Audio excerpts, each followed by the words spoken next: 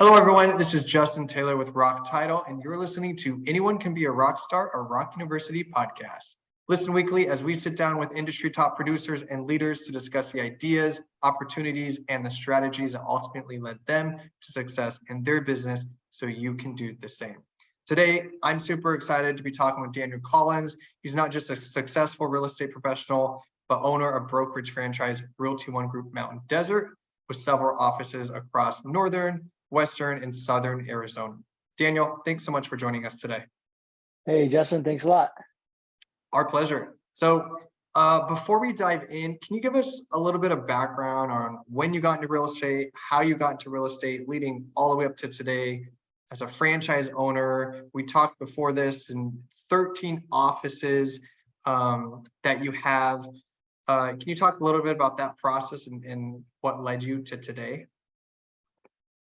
Oh, many years it seems like. I still feel young and old at the same time. But I started this in my early days in about 2004. So I guess I would have been about 24 years old and started like everyone, a hungry agent, entrepreneur with big goals in mind. It really had no idea what I was getting into. Started at a different brokerage. And, not knowing it at the time, I was in a quote unquote hot market. It ramped up, obviously what happened in 2007, 2008, when the market kind of shifted to the, downside dramatically, a lot of things changed. And, amongst that, I did, lots of different things. I was a single agent. I built a small team. Before that, I did new home specialist in a community.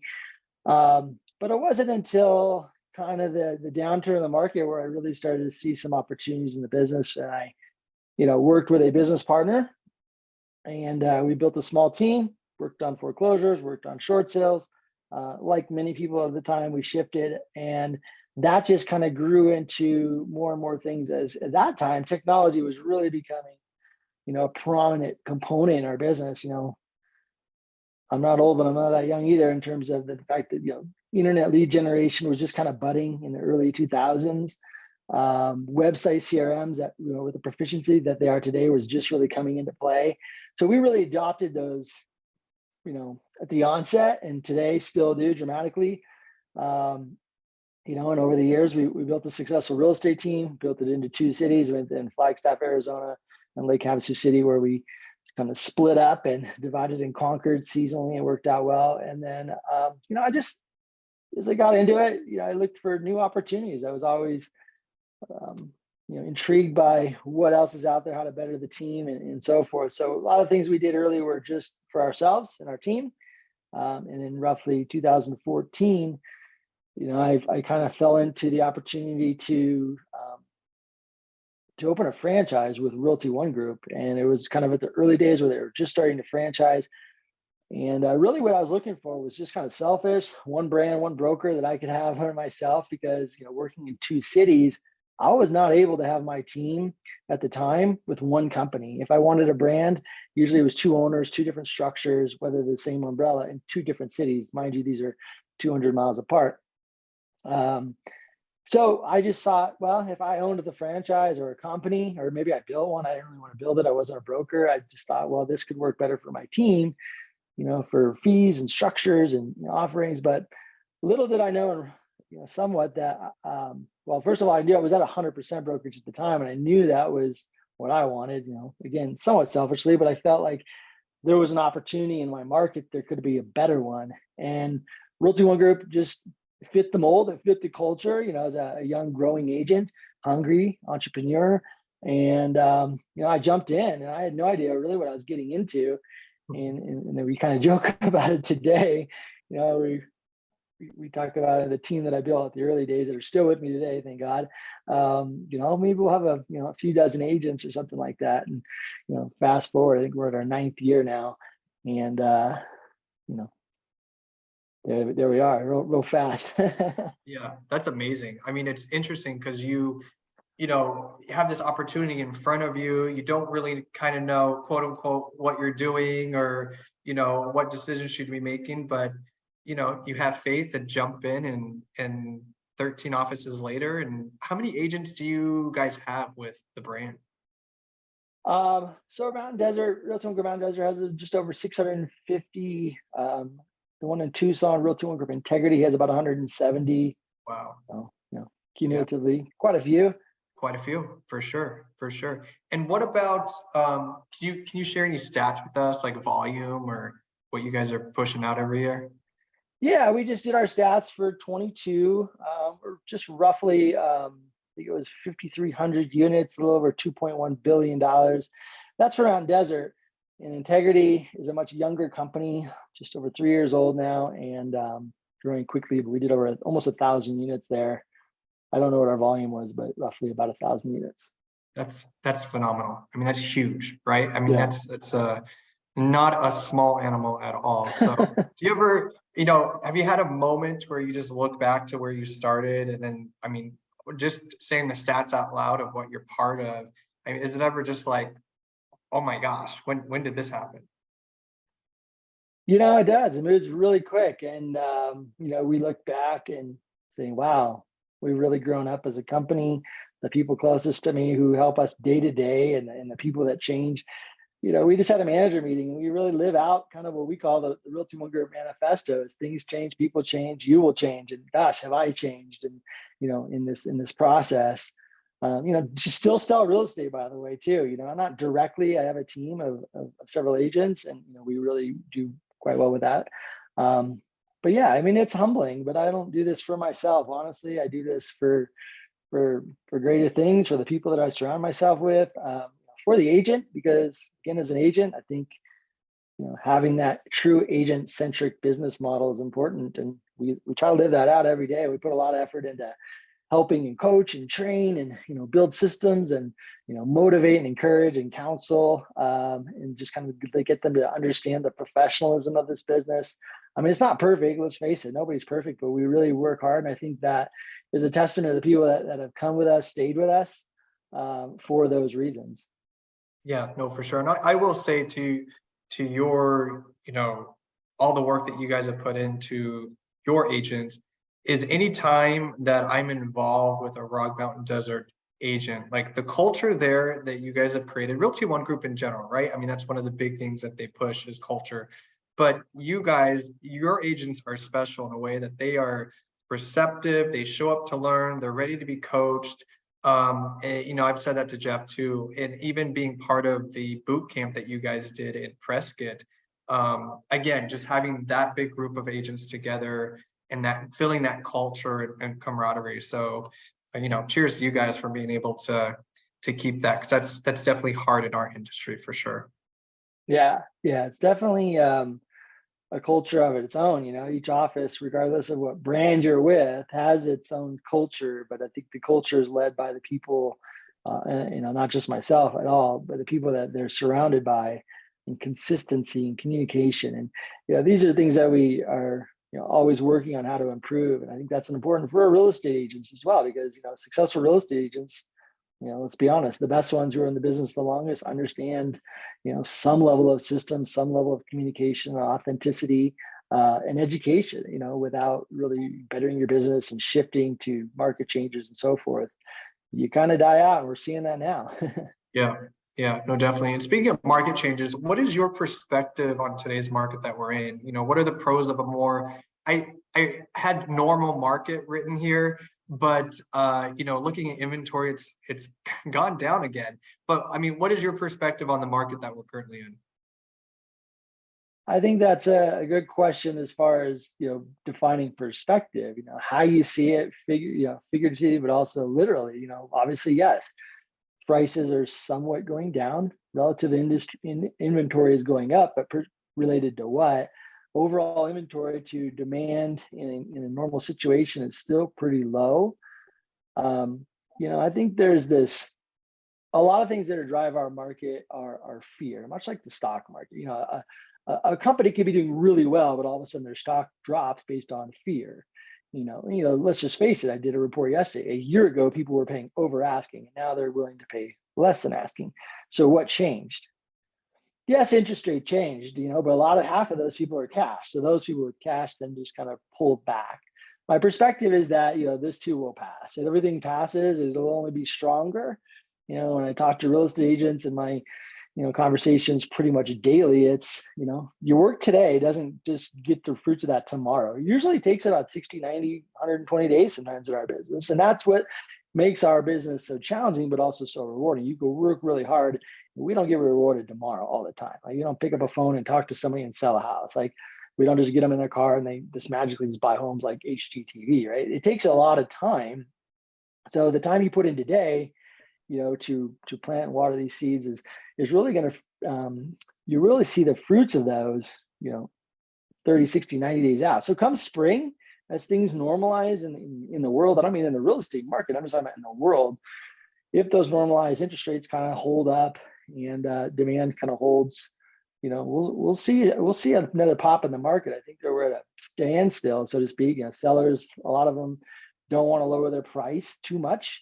They're not willing to give up too much. They're willing to give a little, and buyers want to pay less. So to some extent, that just puts a stalemate to it. No one does anything, and we've seen that now for the last 3 to 4 months. And I don't know, just my perspective. Every market is different.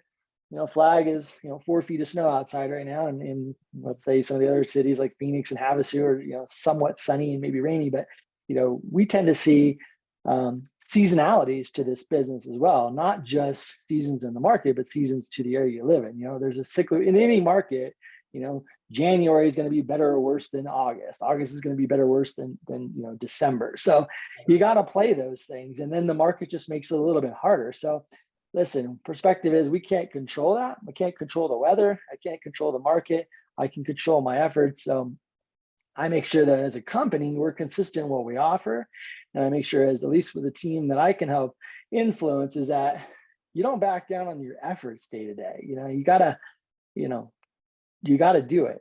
If you're hungry, you're gonna eat. You don't just wait for someone to serve you. You got to make the phone calls. You got to put out your marketing. But in these times, if we're going to talk about a shifting market, it's a time to reflect. Maybe take a glance in the rearview mirror and say, okay, what could I do better the next 2 miles, 10 miles, next 2 years, whatever. And then just get better at it. I mean, that's kind of what I call professionalism, because you're an entrepreneur and you're your boss. And if you're going to be a boss, you got to look at your mirror every day and say, am I hireable or am I fireable? Yeah, no, exactly. And speaking of, I like the time frame that you put out there. So the work that an agent's putting in today, right, they're not going to see it for that 60, 90, or 120 days. So in your opinion, or what you found success in and how you coach your agents, what's one thing that you would recommend to the agents that are listening right now to do into their business today to ensure that they can reach their goals this year, 2023? Yeah.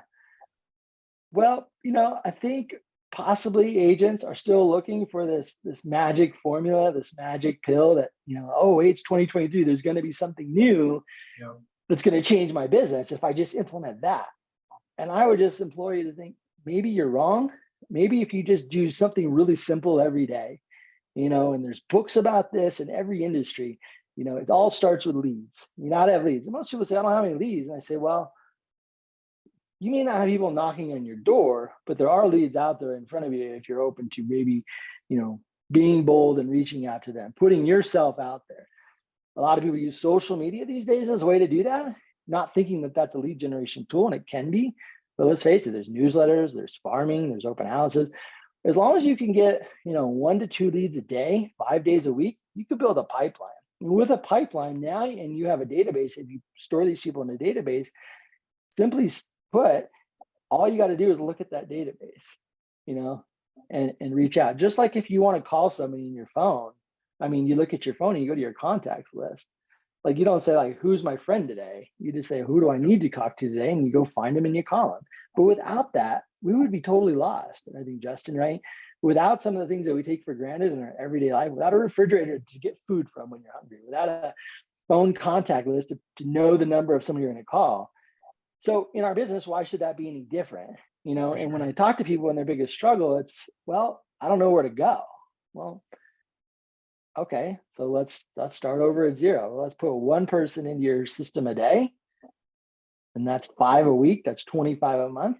In 3 months, you got 75 people. How many people could say they have 75 potential clients?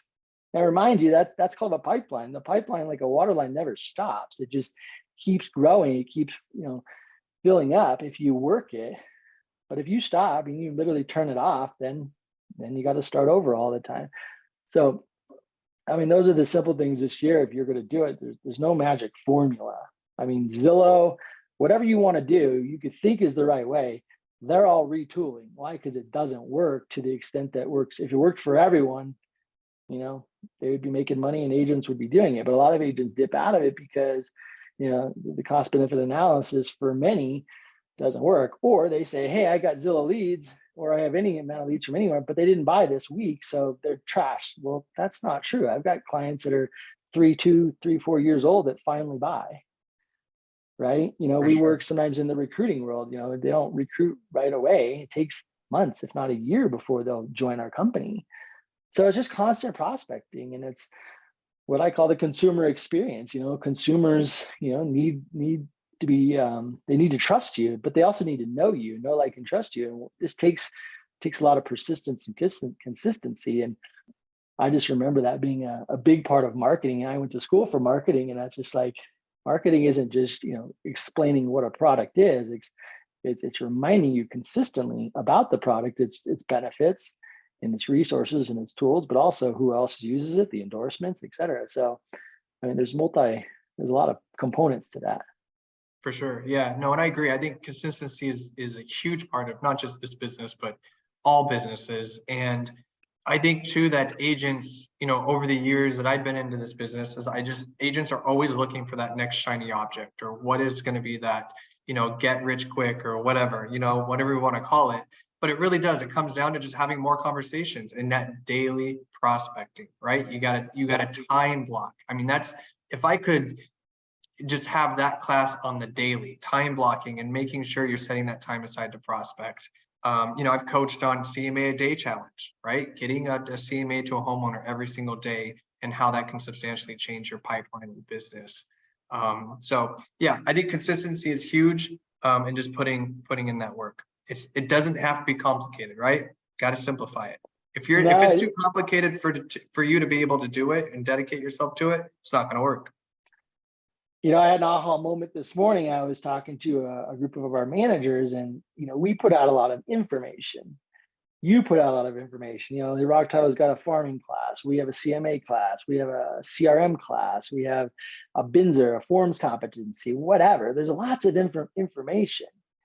And we often look as a company owner who's putting this stuff out there. It's like, okay, why did only 5 or 10% of the people join this? It's such good information, right?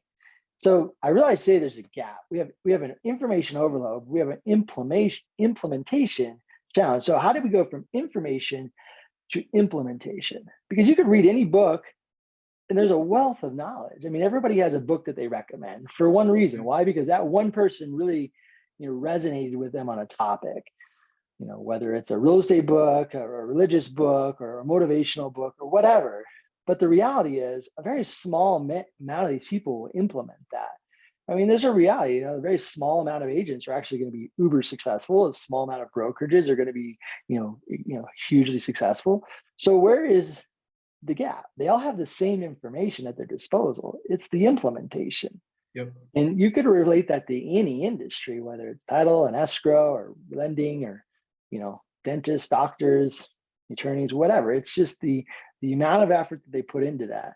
Now there's a time, energy, and cost to that, but there's always usually someone who's gone before you to lead the path, to show you what not to do.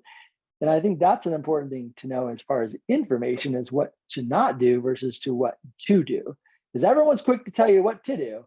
Yep. But you don't really hear a lot about, hey, maybe you shouldn't do that. Maybe you shouldn't spend your money here. Maybe you should not say that. Maybe you shouldn't act like that on Facebook, but if they were to actually listen to, wisdom, so to speak, of arguably successful people, what would that look like if you actually implemented those strategies?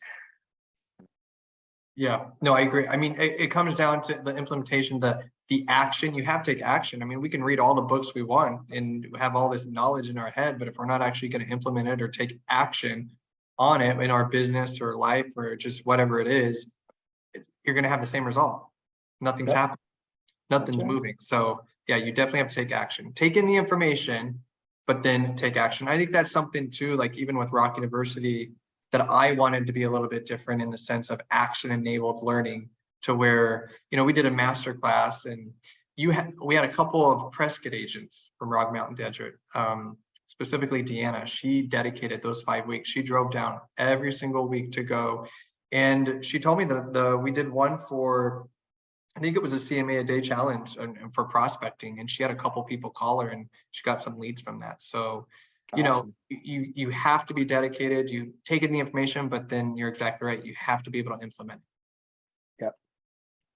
Yep. So, talking about listings, right? So we always want to talk about being a listing. You need to be a listing agent, right? You want to last in this business, you need to be a listing agent. What is your advice to connect with more sellers, and what's your process to ensure you're positioned well in your listing presentations or appointments? I mean, as far as the listing presentations, I do use a guide. Long ago I didn't. Somebody told me I should, and it wasn't a realtor or my broker. It was my client. He said, "You need a listing presentation." Or he didn't say you needed. He says, "I'll expect you to basically have this report." I'm like, what the heck is that? Like, no one else told me how to do it. So I just whipped one together, and I got the listing. But what I realized was, everybody learns differently. Some are very visual, some are very auditory, some want stats, some just want who are you, some just want price.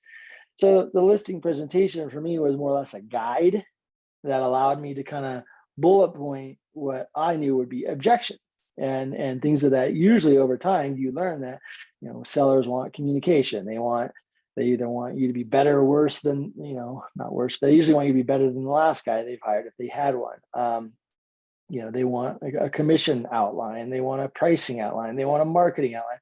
So if you put it all together and you can, limit objections right on the table and you can ask for the business, you're going to win the listing. So it's really not that hard if you're confident, but it just takes, consistency. If you don't have someone to, pitch this in front of, practice it yourself. But the hardest part is actually getting the listings. And, I don't know if there's a magic formula for that. Listings to generate for paid ads are quite difficult.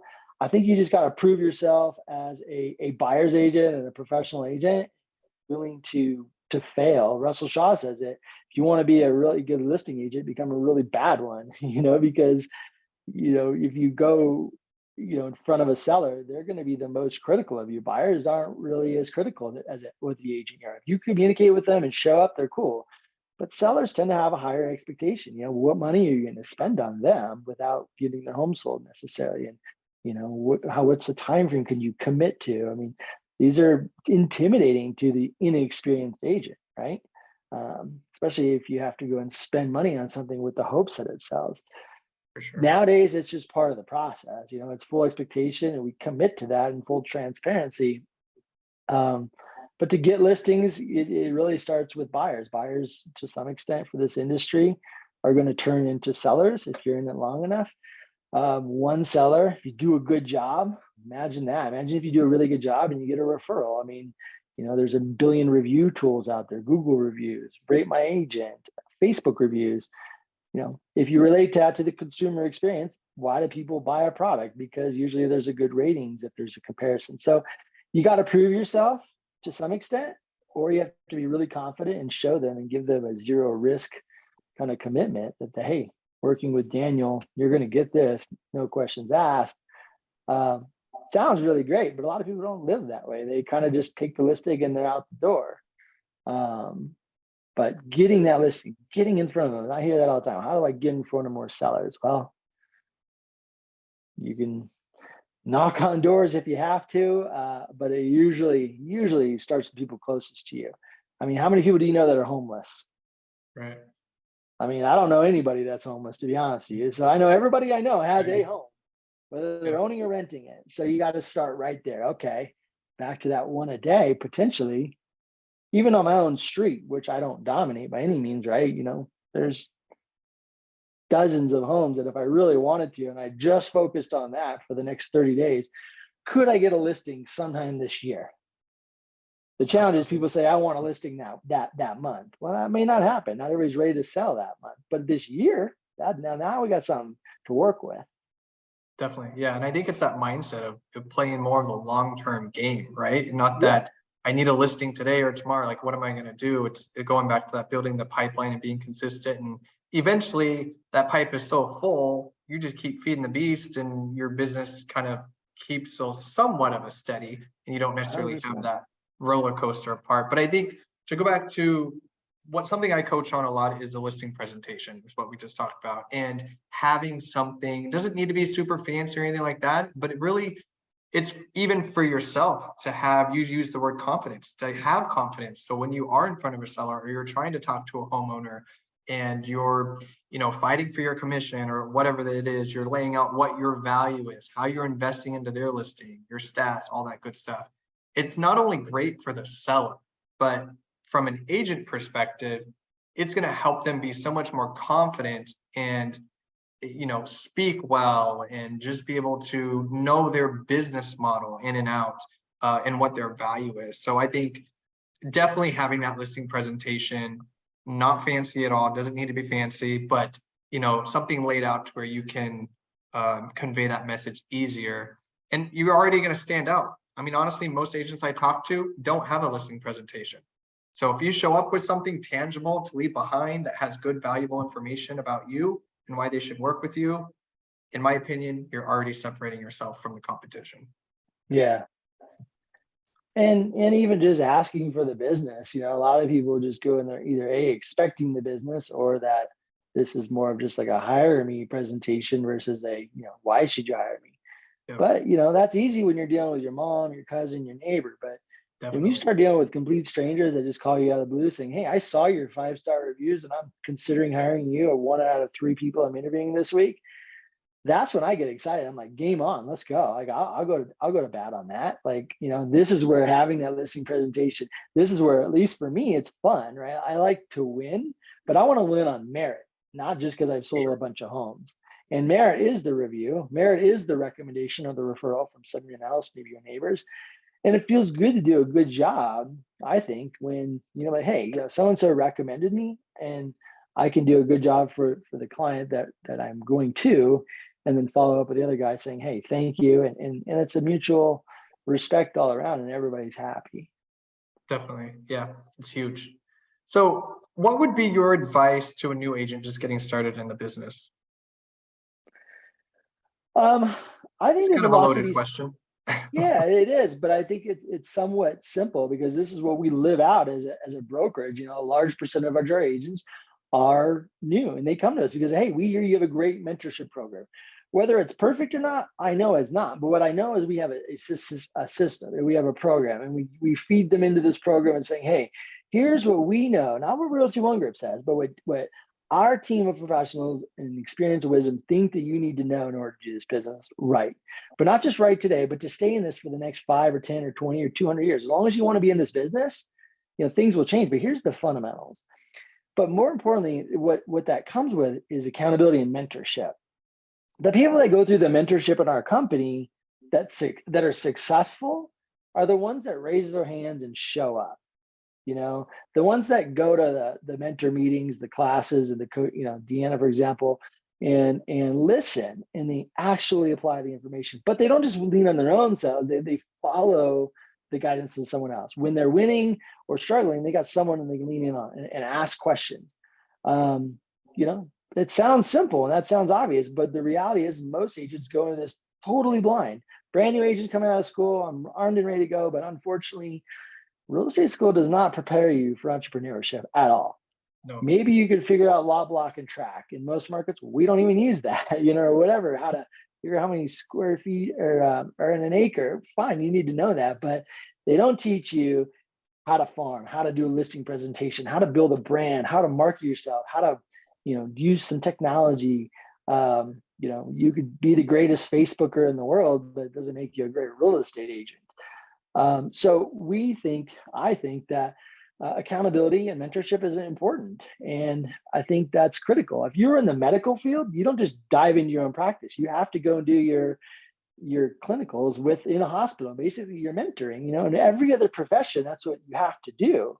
You got to get a lot of hours of hand-to-hand experience. In the military, you train daily before you actually go into battle and do these things. But here we are as real estate agents, armed with this piece of paper we call real estate agents, and we're ready to go. and we're brutally awakened when we get in this business. And that's the reason, I don't know what the stats are, but, most people don't last 3 years. And to me, that's not a career. That's a hobby. And there's plenty of hobbies we try for a few years and then it's fun, but then it's, this got hard, or I'm not equipped for this or whatever. So back to that, I would say mentorship, coaching, paid or not, it doesn't matter. Like just shadow somebody. If your company doesn't have mentorship, just find somebody that you're willing to shadow and do it for absolutely nothing. Like how much we do in this business for free is kind of terrible, but that's all right. This is the giver taker mentality. I'm looking for givers, not takers. And I think that's what buyers and sellers want too. If they wanted takers, we would all be getting paid a retainer up front to do a job, and then that's all we would get. But we get paid commission based upon, the hope of working and closing a deal. And obviously, it would be better the better we do. Hopefully, the more we get.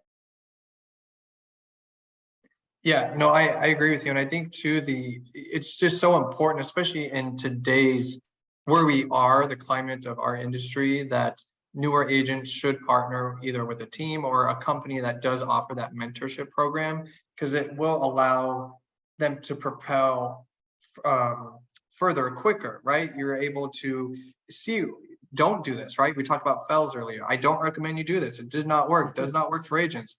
This is where you should find success. Try working, put up more coins into this bucket and things like that. So I think that part, because you're right, the schooling and the tests and all that does not prepare you for the entrepreneurship. You are truly your own business owner in a sense as a real estate professional, and leverage those who have already found success.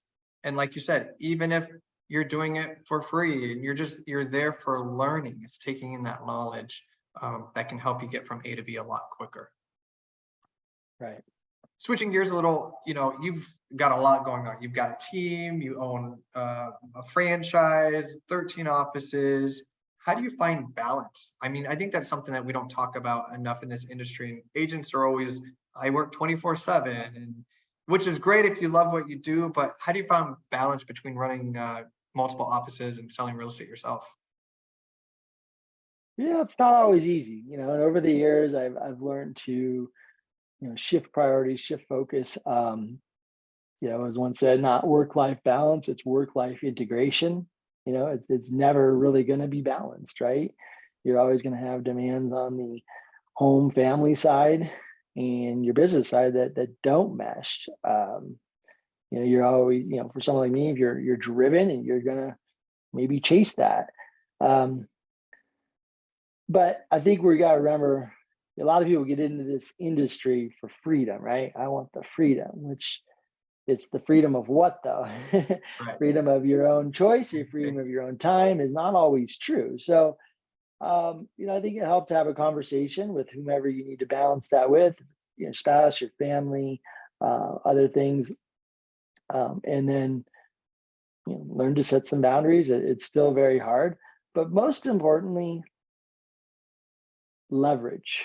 Many real estate agents, in my experience, are afraid to bring people into their business. They're afraid to have a partner. They're afraid to have a coworker, an assistant. They're afraid to have a transaction coordinator. Why? Well, I can do it. I don't need that. They're afraid to hire someone for marketing or social media. I'm like, okay, cool, but I'm sure you can, and I'm sure a doctor could do his own billing if he wanted to as well. But why? Income producing versus non-income producing activities. So the best thing you could do at any level is to start outsourcing some of the things that you probably don't need to do. You could be great at it. Be the greatest social media person in the world or the greatest paperwork person in the world. But I would suggest hiring an assistant, even a transaction coordinator. Most companies these days, that's common. When I started, that wasn't the thing. But now you get an assistant who's a transactional based. It saves you hours of time. That time then can, lead you to when you're at home, you can be at home and you're not, loading stuff into files virtually or updating profiles and, some of the nuances. And at some point, is it worth, creating partnerships based on the number of how much volume you have and how much time you need? Nowadays there's VAs, virtual assistants, there's, you can lean on lots of lender partners, title partners, your company as a whole. There was a time where we didn't lean on the company. I thought we had to do it all, but now as a company owner, I'm like, no, lean on us. We have these resources. You don't need to go and spend money on this stuff if we're giving it to you. And we try to only give stuff that works, but leverage is key. At least that's the start. From there, I think then you got to just lean on, where that human being is and that agent is, spiritually and, faithfully, and just where are they willing to put their priorities and set some boundaries, but also, sharing those goals with those that are going to be part of that, and letting those people, like your wife. My wife's very supportive, be involved in some of those decision-making processes. But, it's not easy. Anybody could say, oh, I have this perfect work-life balance. Well, I don't believe that's true, because if you're motivated and driven to any extent, that's going to always be a problem. If you're completely unmotivated, now you got a different problem. Yeah, exactly. So speaking of leverage, what would be a piece of technology that you love and have found to be a game changer in your business, or maybe for the company? Yeah. I mean, as a real estate agent, I adopted CRMs long ago, and I've been with one. I've tried many. I've been with Commissions Inc. It's called Sync for 10 years now or more. The company, we use a product called KV Core, which is similar. It's just different brand. And they're the best leverage tool you can have. Any industry needs that. It does it all, from emailing to texting to note taking to IDX, listing pushes. So it's really your all-encompassing database that does everything for your business, from marketing to prospecting to lead follow-up, nurturing, artificial intelligence nowadays. Again, these weren't always there even a few years ago, and now you have a lot of that. So it allows you to leverage while you're not working. If you're in an appointment, your system's recognizing behavioral activities and sending out notifications on your behalf. The best companies in the world use technology, so there's a reason why shouldn't real estate agents. I don't know why more don't use a CRM. They have maybe fancy Excel sheets that do nothing. But let's just face it, we live in a data-driven world. Everything we do is massively data-driven, from Facebook to Google to Amazon and beyond. It's all data-driven, and without a way to store and analyze data, i.e. a CRM, you're really stuck to your own wisdom and your own knowledge of that day. And let's face it, we can't remember everything.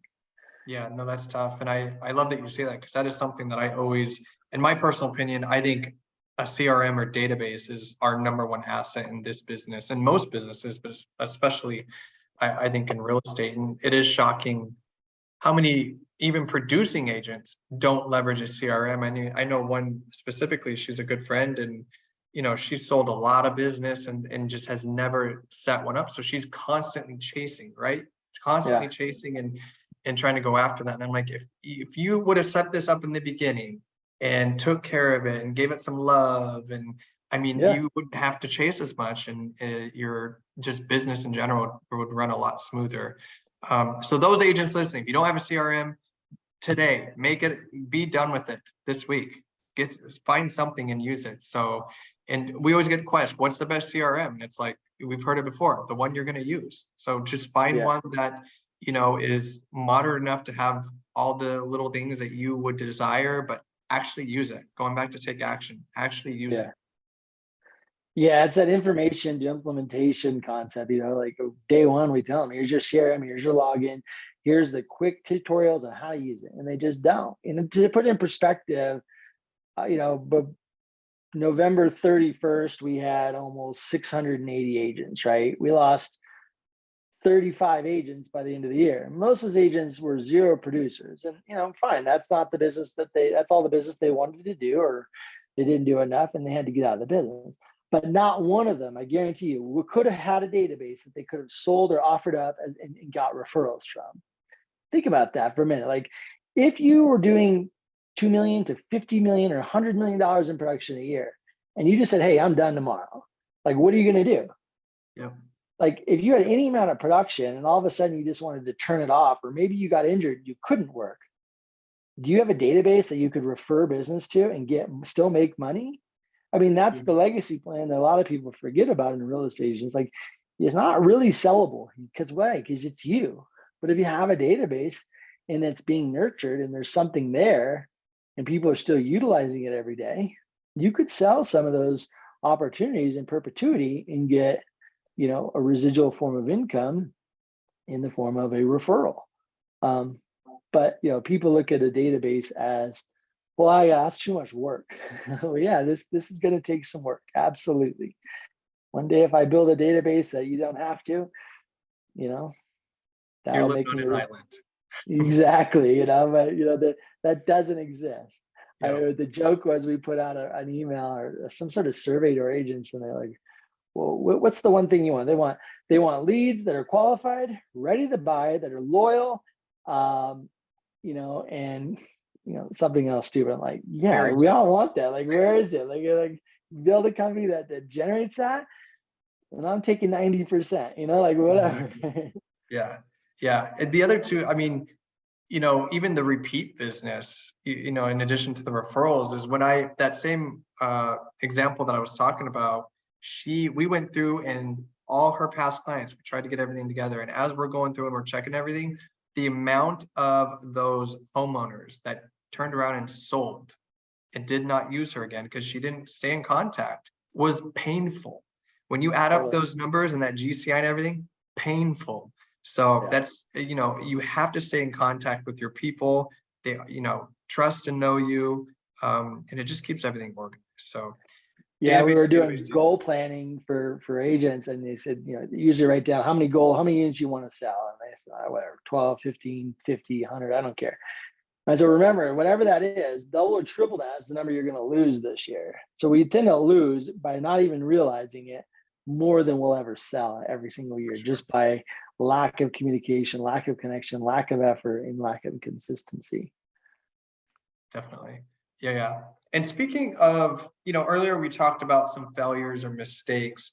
What is one or two that maybe you've made and would encourage other agents to avoid? I don't know if I can speak to anything specific. I mean, I think just knowing that we can always be better, not just in a transaction, but learning from others. Maybe I should ask some more questions early on. Maybe shadowed more people.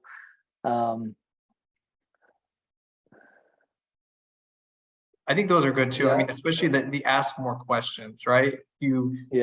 Clarification. Don't just leave or not ask the question because you're afraid or something. If it's something of value or something that's going to make it a better experience, then for sure you need to ask it, because I think in turn the client's going to appreciate that because you actually care.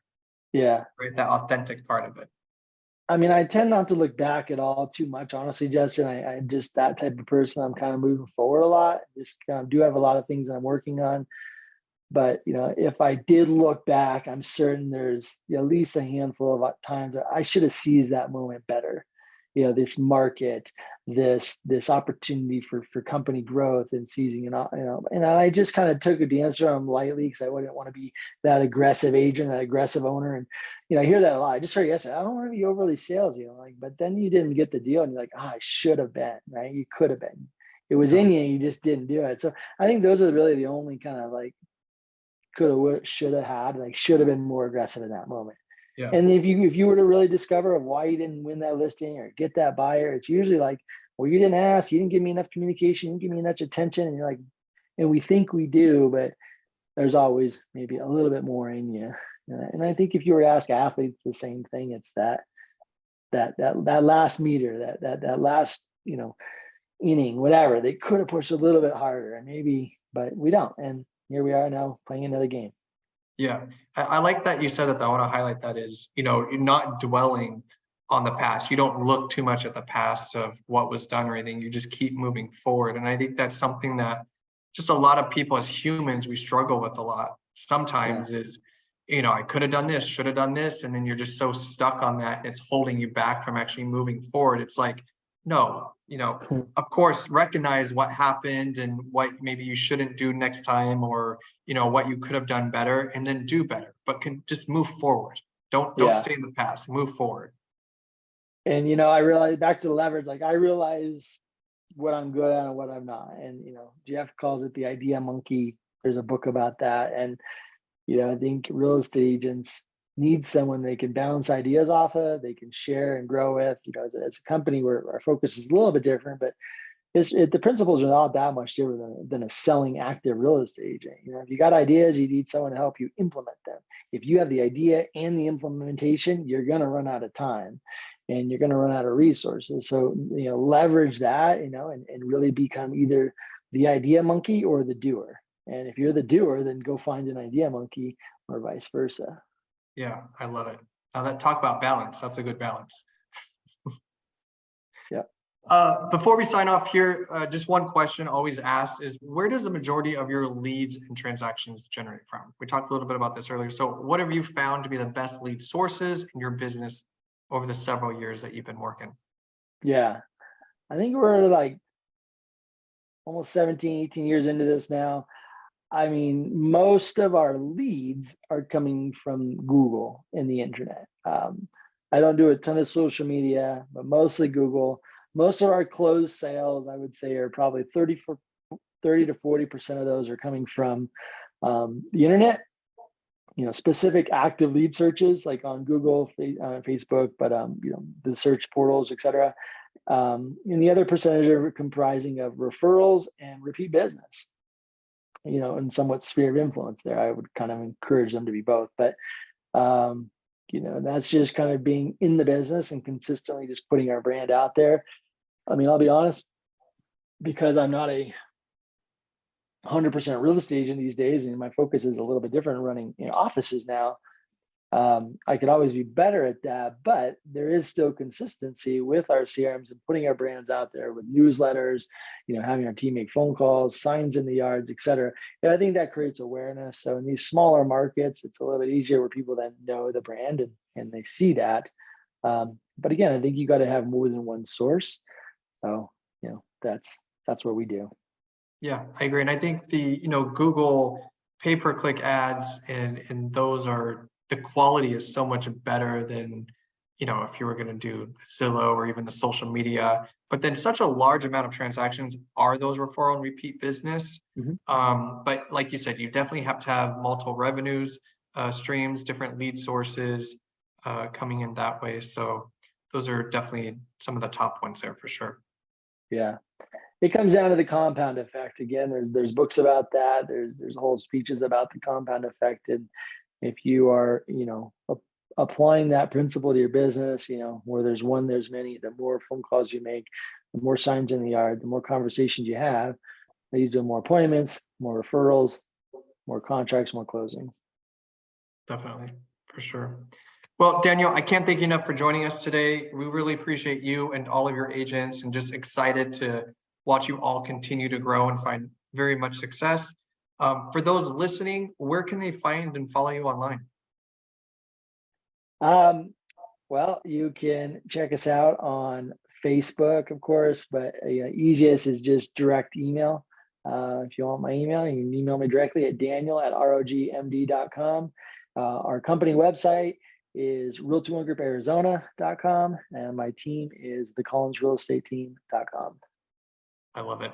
Everyone, make sure to go check our Realty One Group Mountain Desert and follow Daniel. Make sure to subscribe to our YouTube channel, youtube.com/ROC University. And you can listen to our podcast on all major streaming platforms, Amazon, Apple Music, Spotify.